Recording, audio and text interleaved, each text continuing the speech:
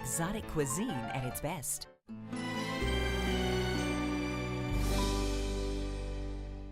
Next time on Antiques Roadshow Vintage Chicago. Oh my, that's shocking. Really? Oh, yes. It's wonderful. Which values went up, down, or stayed the same? Find out next time on Antiques Roadshow. Tonight at 7 on Arizona PBS. Explore new ideas and new worlds here on Arizona PBS, a community service of Arizona State University. Arizona PBS provides great musical performances all year long, and now we have some of the best seats to see your favorite acts live and in concert. Arizona PBS Box Office presents a backstage pass to meet world-class performers. Arizona PBS Box Office presents a chance to see exciting performances before they sell out. This month, Arizona PBS Box Office presents The Man Who Took Cool to New Heights, a special evening with Tony Bennett in concert at Celebrity Theater, Tuesday, August 7th. Coming up next on Arizona PBS, Life and World. I'm Ted Simons, host and managing editor of Arizona Horizon. The 2018 election season has arrived. Join us for primary and general election debates. Right here, meet the candidates and hear their positions. Arizona Horizon, your source for what matters most this election season. Only Arizona PBS. Coming up Thursday, it's the Republican candidates for Secretary of State. Support for Arizona PBS comes from viewers like you and from Friendship Village Tempe, a retirement community for over 30 years, offers independent living with residency options, lifelong learning classes, as well as continuing care. Information at friendshipvillageaz.com. Greg Lawson Images of the Earthly Experience have been renewing and transforming interior spaces for 50 years. Artwork designed to energize your visual space can be viewed at Greg Lawson Galleries in Sedona or online at Greg Lawson. From the Cronkite Studios in downtown Phoenix, this is Cronkite News. I am asking you to not just fight back, but also fight for what we believe in. The political season has begun. Tonight on Cronkite News, the fight to get more people at the polls. Plus, while the Arizona Game and Fish Organization are preparing to get rid of snails in the Salt River. And how those directly affected by immigration policies are coping with their feelings through the arts. Cronkite News starts now. Good evening and welcome to Cronkite News on Arizona PBS. I'm Felipe Corral Jr. And I'm Emily Wirtz. Thank you for joining us. In just over 3 months, Arizonans will head to the polls. It's a critical election for our state. Jeff Flake's U.S. Senate seat is up for grabs. All of Arizona's 9 seats in the United States House of Representatives will be up for election. Governor Doug Ducey is running for re-election. We will also vote on the Superintendent of Public Instruction. Arizona is considered a battleground state this year, and whether the state is red or blue might depend on the age of our voters.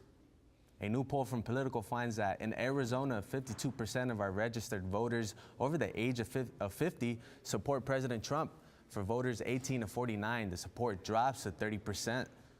The same holds true when it comes to building a wall on the Mexican border. 57% of Arizona voters over the age of 50 support the idea. 37% of voters 18 to 49 want the wall. There are about 3.5 million people registered to vote in Arizona. Organizations are working 7 days a week to potentially get that figure closer to 4 million. One Arizona just launched its campaign with a goal of registering 200,000 voters. Reporter Gabriela Becerra shares how organizers plan to hit that plateau. One Arizona is a nonprofit organization with a focus on Latino voter registration. The push to November began this past weekend on the state capitol lawn. My mom became a U.S. citizen in 2008. She was the first person in our family to be eligible to vote. And I remember as a little girl, I would hand her the ballot and I would tell her, "Mom, you have to vote." She was my voice. She was the voice of my family. And this year, I actually get to vote for the first time. I know. Ariana Meza is a volunteer at the Arizona Center for Empowerment, an organization working with One Arizona. For her, registering voters is a way to give back to her family that immigrated to the United States and for girls across the country. Growing up, there wasn't a lot of females in positions of power, and this what we are working for, our work empowers people, it empowers girls, and it is an honor to know that I am empowering girls in our communities to take action. Her team is working towards the goal of 200,000 registered voters by visiting parks, schools, and bus stops within the city. She says her team has already registered over 10,000 new voters. The Secretary of State's office reports that Arizona's voter turnout was 47% in 2014 during the last midterm election. We have been fighting, and that we have a lot of lessons to teach to the rest of the nation on what we can do to make sure that we are not going through the same thing at the national level. You must be registered to vote 29 days prior to Election Day. For the 2018 primary election, that deadline falls 2 weeks from today, on July 30th. Gabriela Becerra, Cronkite News.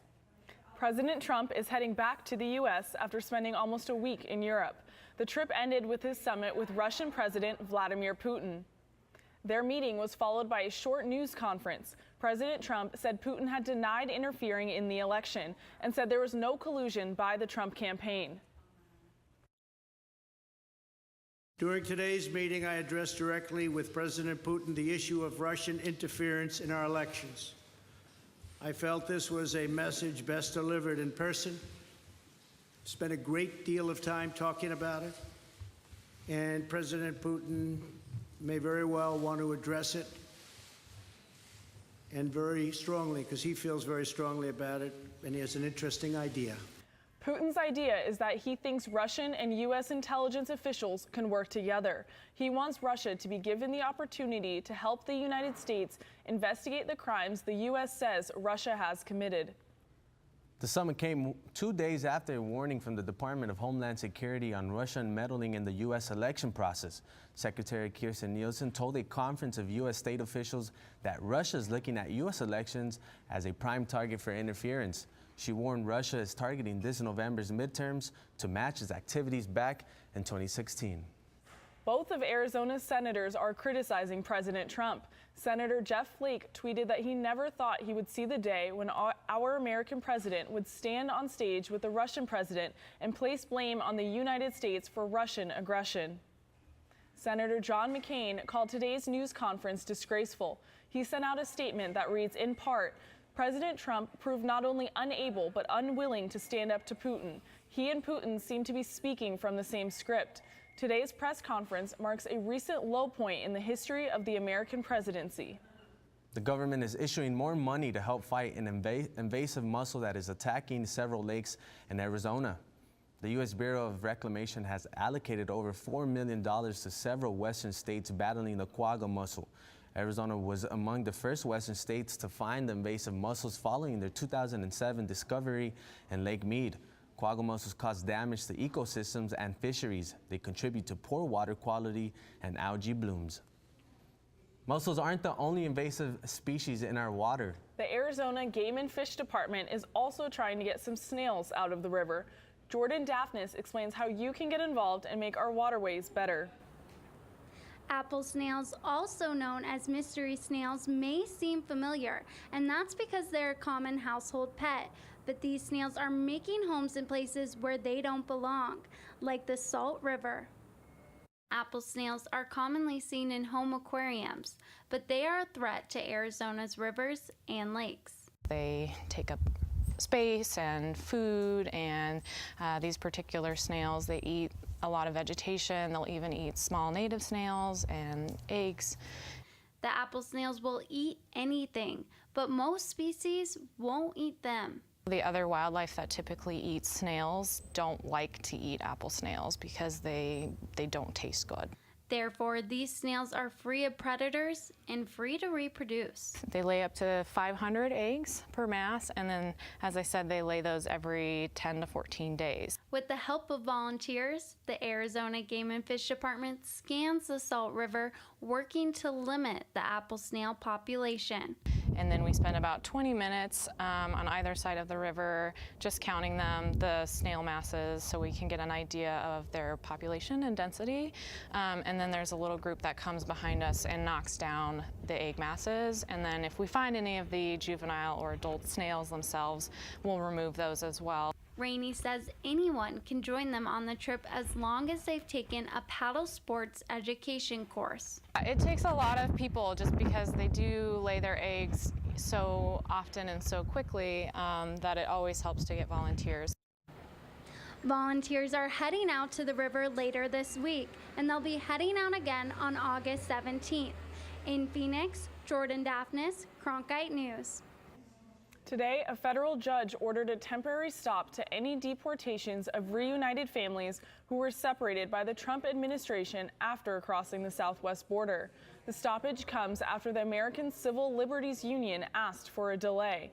The ACLU claims parents need a week after being reunified to decide whether to pursue asylum. The temporary stop in deportations is to give the Justice Department time to file a response to the ACLU. Migrant parents separated from their children are asking for help. In an open letter, a group of families are appealing directly to the American people. The joint letter is from 54 detainees. They say they came to the U.S. illegally to save the lives of their children. A local organization is helping people of all ages who are undocumented and directly affected by immigration. Reporter Amanda Mason attended the performance and art gallery that allowed voices of migrants to be heard. Aliento, a community organization, hosts art workshops to help undocumented, DACA recipients, and all of those personally affected by immigration policies to heal by freedom of expression through all art forms. Through poetry, art, and dance, members of the community come to celebrate their heritage and express the struggle of being a migrant or undocumented. Jose Mascareño, a 14-year-old undocumented migrant, drew his struggles. He's happy as an outlet to express himself and wants other kids to feel the same. I want them to feel happiness. I want them to feel like they're not alone, that there's other people like them that could actually help, and that right now, it doesn't matter as much. The future is what matters the most. Being a child and knowing that you're undocumented is really hard. Blanca Sierra, a DACA recipient, paints about overcoming obstacles in her life. I went to college part-time, and I did one class at a time, and I knew I wasn't ahead, and I started seeing my classmates graduate, and that just put me into a kind of a depression because I felt I was never gonna get there. They were getting done, they were finishing, they were where they wanted to be, and I couldn't be there. Not necessarily because I was a teen mom, but because I was undocumented and I didn't have that privilege to be able to go to school freely like everybody did. Reina Montoya is the founder of Aliento. She is a DACA recipient, and when her dad was detained for 9 months, she struggled with her emotions. What I didn't know, it was how to process the fear and the anxiety of not knowing if my dad was ever gonna come back, having to look at my little brother's eyes and my little sister, and then having that certainty of what tomorrow holds. She expressed herself through dance and wanted others to feel the same joy, so she started Aliento. Aliento literally translates into breath, but when you give aliento to someone, it's like giving words of encouragement. Aliento continues to serve their community and fundraise for their art workshops to help others heal. In the broadcast center, Amanda Mason, Cronkite News. Coming up on Cronkite News, servicemen and servicewomen take to the diamond. The first ever Pentagon co-ed softball game happened this past weekend. They may wear different uniforms on the playing field, but when it comes to our freedom, they are all on the same team. Plus, it's a recreation center that makes a lasting contribution to the lives of thousands of Arizonans. I'm Judy Woodruff, anchor and managing editor of the PBS NewsHour. The journalists of tomorrow face a fast-changing media landscape, but quality news remains vitally important to our communities, our country, and our world. At ASU's Walter Cronkite School of Journalism and Mass Communication, students learn solid, reliable reporting, holding the powerful accountable, and rebuilding the public's trust. The Cronkite School and Arizona PBS, preparing the next generation for a stronger future of journalism. As journalists at Cronkite News, we report on stories that matter to you by focusing on the local impact. We dig deeper and work tirelessly to keep you informed. Live in Wickerburg. Live in Los Angeles. In Cleveland. In Washington. In Louisville. From Jerusalem. Live in Philadelphia. From around the world to right here in Phoenix. At Cronkite News, we report the facts and stick to the truth.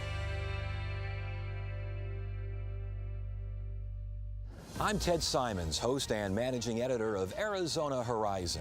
The 2018 election season has arrived. Join us for primary and general election debates.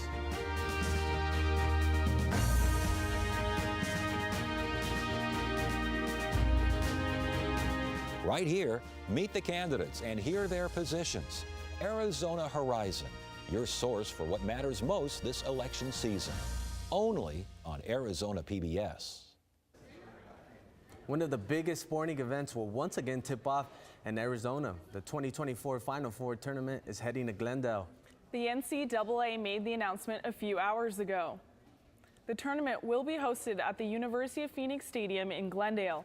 The Valley beat out several other cities that were vying for the Final Four. Glendale hosted the event just last year in 2017.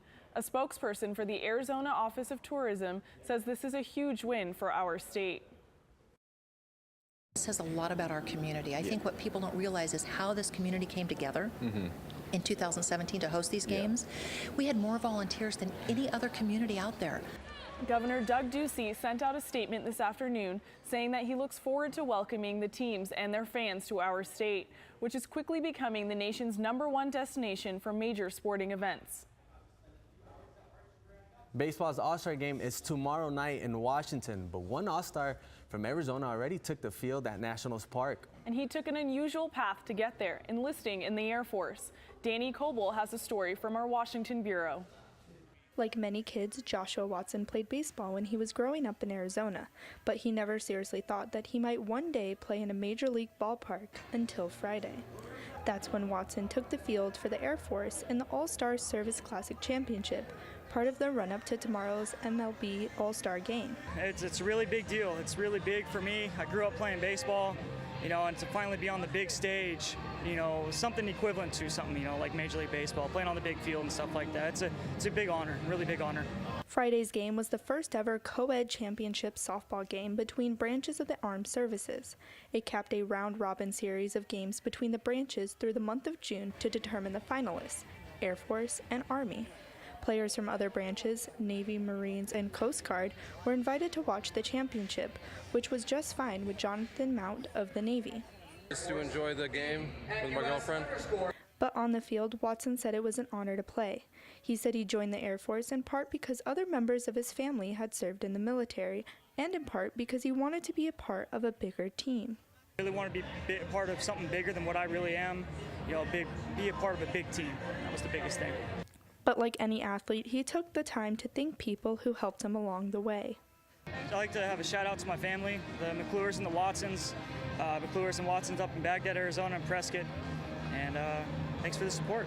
That support appeared to pay off. Air Force beat Army 9-3 to become the first All-Star Service Classic champions. From National Park in Washington, Danny Coble, Cronkite News. Journalist and CNN anchor Anderson Cooper will be this year's recipient of the Excellence in Journalism Award from ASU's Walter Cronkite School. Cooper will be the 35th person to receive this award. He began his journalism career in 1992 and has reported live from over 40 countries. Other notable past recipients include Tom Brokaw, former anchor of NBC's Nightly News, Jane Pauley, former anchor of NBC's Today Show and founding co-host of Dateline NBC, Diane Sawyer, anchor of World News with Diane Sawyer, and most recent, Judy Woodruff and Gwen Eiffel, co-anchors and managing editors of PBS NewsHour. Coming up on Cronkite News, some world-class athletes competing nationwide. Thanks to the training they get at the University of Arizona. Find out what makes the adaptive athletics program the best in the country. And it's 102 degrees outside. We'll have your 7-day forecast coming up soon.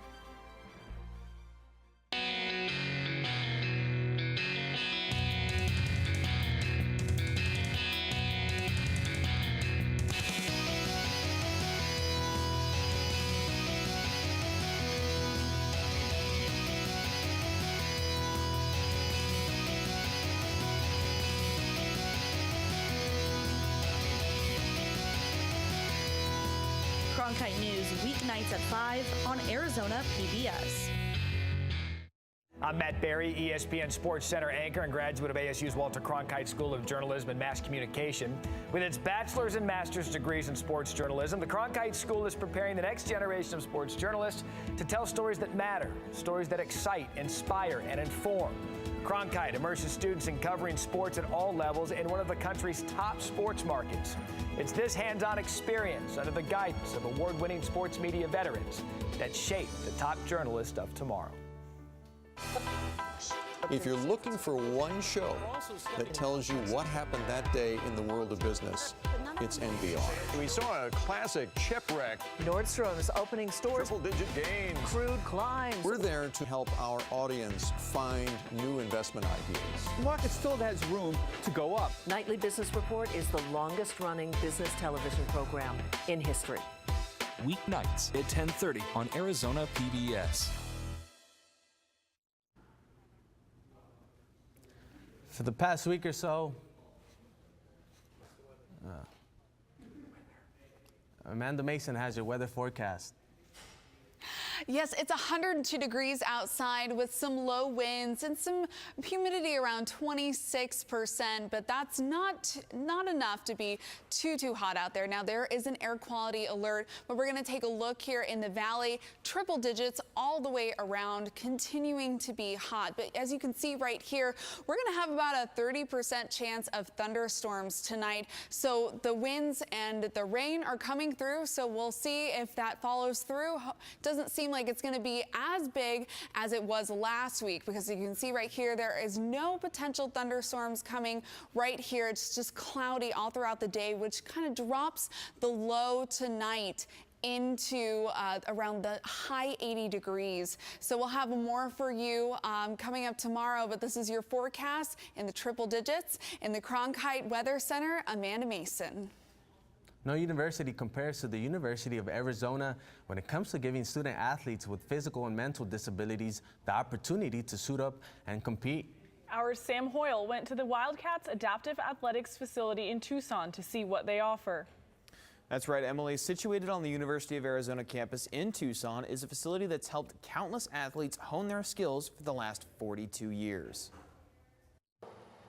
Four-time Paralympic medalist Shirley Riley attributes much of her success to the University of Arizona's Adaptive Athletic program. This place has so many opportunities to grow. Like I said, they have everything we need here. The Wildcats program, which began in the mid-1980s, enables student athletes with disabilities to participate in 6 different competitive sports, including track, basketball, and rugby. While adaptive athletics are very prevalent here at the University of Arizona, the Adaptive Athletics Interim Athletic Director Peter Hughes says that the fact that adaptive athletics aren't more commonplace across the country is something that's pretty troubling. You talk to my other counterparts across the country, it's really upsetting to us that a state like California does not have adaptive athletics. They're losing the opportunity to teach young men and women with disabilities that want to be competitive and want to play for a university this opportunity. It should be afforded to everybody. While all 6 Pac-12 schools in California or Arizona offer some sort of recreational level of adapted sports like goalball at Cal Berkeley and adaptive tennis at UCLA, U of A is the only one of the 6 that offers a program that competes at an intercollegiate level or above. The 33-year-old Riley is currently escalating her training to compete in her 5th straight Paralympics, the 2020 Games in Tokyo. To find out more about the University of Arizona's Adaptive Athletics program, head to drc.arizona.edu/athletics. Sam Hoyle, Cronkite News. Coming up on Cronkite News, a Valley gym that provides an active environment to the disabled. We'll take you inside a gym that has made it a place for people to thrive. I like working for Cronkite News because it gives us the opportunity to find a different angle on the same stories that every other news outlet is covering across Arizona. As students, we have the opportunity to cover issues all across the state of Arizona. It gives me a good chance to sharpen my skills, improve my skills, learn the techniques in a newsroom and in the programs and teamwork and technology, getting me prepared for the real world. And at the same time, I think we do a great job, make some great stories, do great journalism for the city of Phoenix and the state of Arizona. I'm Ted Simons, host and managing editor of Arizona Horizon. Join us each weekday at 5:30 and 10 as we bring you the top newsmakers who impact the state. We cover the stories in depth that shape and affect our local communities, and we take the time to ensure that all voices are equally heard. For more than 30 years, Arizona Horizon has been your voice and your source for what matters most, right here on Arizona PBS. By the year 2050, there will be more plastic in the ocean than fish. Before Professor Halden, I had an insane amount of passion, but I almost felt helpless because I didn't know how to use it. Professor Halden gave me a chance to make a difference. Being at a place like ASU allows you to take these big leaps. Ultimately, the biggest problems in the world cannot be solved alone. It's a place to help the mind and body. The Arizona Recreation Center for the Handicapped offers a day camp for adults to participate in everything from sports to crafts. Andrew Christensen explains how everyone keeps active. I got to spend a few hours at Arch where I got a full understanding of what it means to be a part of this camp, and all for just $2 a day. Those that are involved say that it is definitely money well spent. Basketball is one of the many activities adults at Arch can participate in. And running the court isn't the only physical activity the camp encourages. In the gym, they can go for a run on the treadmill or lift a few weights. Our goal is just to provide a safe, comfortable environment for the disabled population to come and enjoy themselves, recreation, education, socialization, all those things that they might otherwise not have. Arch has a drop-in program for anyone who wants to participate. Individuals who don't receive federal funding are able to pay what they can afford. Arch doesn't turn anyone away based on financial need. One thing that's really nice about here is that they're very accepting of who you are, so you can be yourself. So something that other person, if I do a joke, they might sigh at and say, okay, all right, David, these guys eat it up. Besides sports, Arch employees say there are other options to keep people busy. Whether it's having your nails done or making a dream catcher, there's potentially an option for everyone. Arch looks to help the disabled maintain a healthy lifestyle and remain independent. Anything could be considered a handicap. I think everybody in the nation can have some form of a handicap. You know, I might not be able to do rocket science, but I can do some other things, and same with everybody that comes here.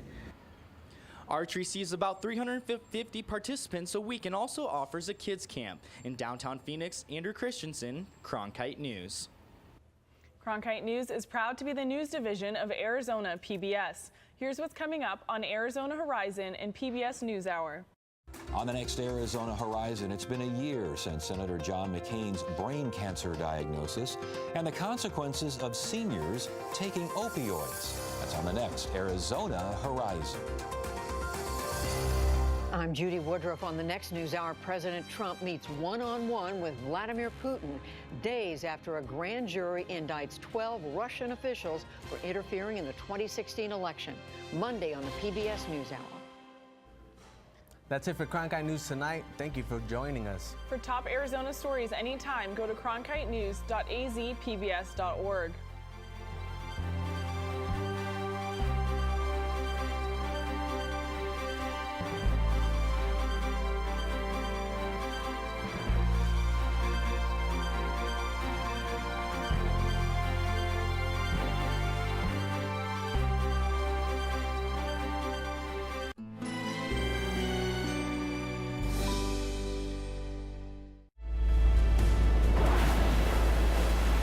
Each week, enjoy the challenges, triumphs, and adventure in the world of nature.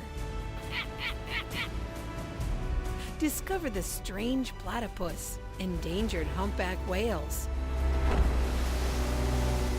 how elephants survive in the desert, wild reindeer, and more on Wild. Because Because kids will always be more curious, Arizona PBS delivers programs that serve as a trusted guide for little explorers. Thanks to you and AARP in Phoenix thinks today should be your day. So get active and help keep Phoenix in motion, or get involved in improving your community. Take on today and every day. Learn how at aarp.org/Phoenix. explore new ideas and new worlds here on Arizona PBS, a community service of Arizona State University.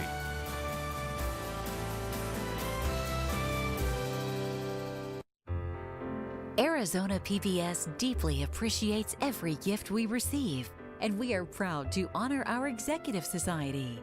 These supporters believe in the mission of public television and are making a real impact in our community.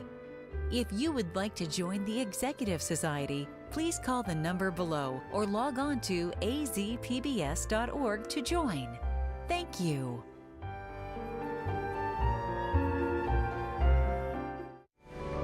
Coming up next on Arizona PBS, life and world.